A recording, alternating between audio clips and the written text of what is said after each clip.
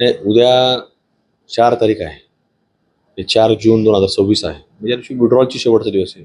आणि मला खात्री आहे की महायुती सरकार हे राज्यामध्ये सक्षमपणे हे अत्यंत जोरात काम सुरू आहे.